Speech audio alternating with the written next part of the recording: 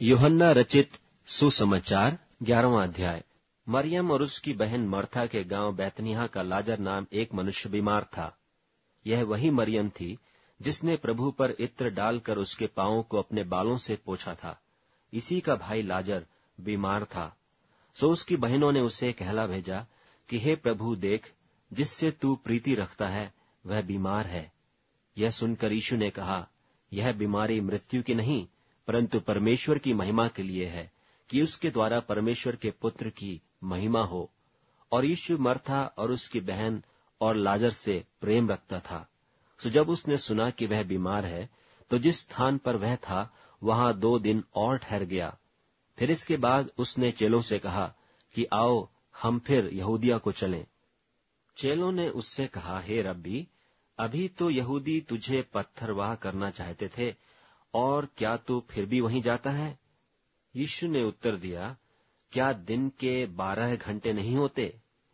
यदि कोई दिन को चले तो ठोकर नहीं खाता, क्योंकि इस जगत का उजाला देखता है, परंतु यदि कोई रात को चले तो ठोकर खाता है, क्योंकि उसमें प्रकाश नहीं।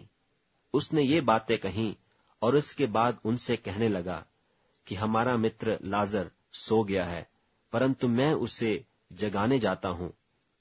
तब चेलों ने उससे कहा, हे प्रभु, यदि वह सो गया है तो बच जाएगा। यीशु ने तो उसकी मृत्यु के विषय में कहा था, परंतु वे समझे कि उसने नींद से सो जाने के विषय में कहा। तब यीशु ने उनसे साफ कह दिया कि लाजर मर गया है, और मैं तुम्हारे कारण आनंदित हूं कि मैं वहां न था, जिससे तुम विश्वास करो, परंतु अब आओ हम उसके पास चलें। तब थोमा ने, जो दिदुमुस कहलाता है, अपने साथ के चेलों से कहा, आओ हम भी उसके साथ मरने को चलें। सो यीशु को आकर यह मालूम हुआ कि उसे कब्र में रखे 4 दिन हो चुके हैं। बैतनिय्याह यरूशलेम के समीप कोई 2 मील की दूरी पर था, और बहुत से यहूदी मर्था और मरियम के पास उनके भाई के विषय में शांति देने के लिए आए थे। सो मर्था यीशु के आने का समाचार सुनकर उससे भेंट करने को गई, परंतु मरियम घर में बैठी रही। मर्था ने यीशु से कहा, हे प्रभु, यदि तू यहां होता तो मेरा भाई कदापि न मरता। और अब भी मैं जानती हूं कि जो कुछ तू परमेश्वर से मांगेगा परमेश्वर तुझे देगा। यीशु ने उससे कहा, तेरा भाई जी उठेगा। मर्था ने उससे कहा, मैं जानती हूं कि अंतिम दिन में पुनरुत्थान के समय वह जी उठेगा। यीशु ने उससे कहा, पुनरुत्थान और जीवन मैं ही हूं। जो कोई मुझ पर विश्वास करता है वह यदि मर भी जाए तो भी जिएगा, और जो कोई जीवता है और मुझ पर विश्वास करता है वह अनंत काल तक न मरेगा। क्या तू इस बात पर विश्वास करती है?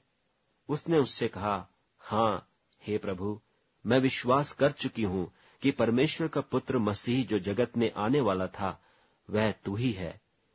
यह कहकर वह चली गई और अपनी बहन मरियम को चुपके से बुलाकर कहा, गुरु यहीं है और तुझे बुलाता है। वह सुनते ही तुरंत उठकर उसके पास आई। यीशु अभी गांव में नहीं पहुंचा था, परंतु उसी स्थान में था जहां मर्था ने उससे भेंट की थी। तब जो यहूदी उसके साथ घर में थे और उसे शांति दे रहे थे, यह देखकर कि मरियम तुरंत उठ के बाहर गई है, और यह समझकर कि वह कब्र पर रोने को जाती है, उसके पीछे हो लिए। जब मरियम वहां पहुंची जहां यीशु था, तो उसे देखते ही उसके पांवों पर गिर के कहा कि हे प्रभु, यदि तू यहां होता तो मेरा भाई न मरता।